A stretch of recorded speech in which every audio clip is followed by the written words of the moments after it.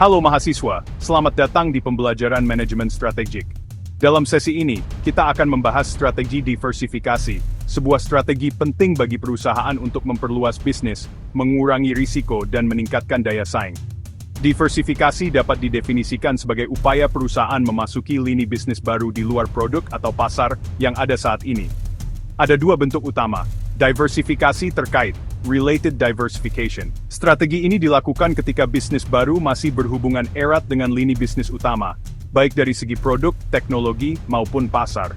Contoh, Google yang awalnya fokus sebagai mesin pencari, kemudian masuk ke layanan email, cloud, dan sistem operasi Android.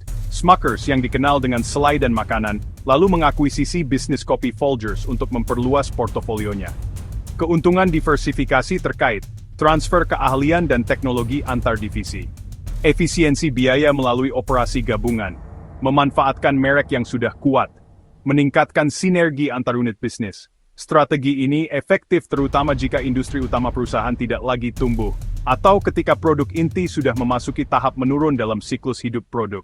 Berbeda dengan sebelumnya, diversifikasi tidak terkait dilakukan ketika perusahaan masuk ke industri yang tidak ada hubungannya dengan bisnis utama.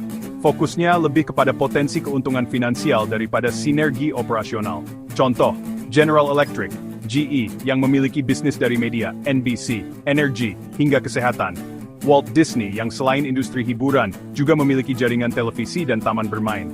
Alasan strategi ini diambil mengurangi ketergantungan pada satu industri, memanfaatkan peluang investasi pada industri yang sedang tumbuh, menambah nilai bagi pemegang saham melalui diversifikasi portofolio. Namun, tantangan terbesar dari strategi ini adalah kompleksitas manajemen. Banyak perusahaan gagal karena kesulitan mengelola bisnis yang sangat beragam. Diversifikasi bukan sekadar menyebar risiko, karena investor individu pun bisa melakukannya melalui pembelian saham lintas industri. Oleh sebab itu, diversifikasi hanya masuk akal jika mampu menciptakan nilai tambah lebih besar daripada jika pemegang saham melakukannya sendiri. Beberapa kondisi yang mendukung strategi diversifikasi. Industri inti mengalami pertumbuhan lambat. Produk lama sudah menurun, sehingga butuh penyeimbang. Perusahaan memiliki kelebihan modal dan sumber daya manajerial. Ada peluang akuisisi perusahaan yang undervalued atau sedang kesulitan finansial. Dalam praktiknya, strategi diversifikasi juga memiliki batasan hukum.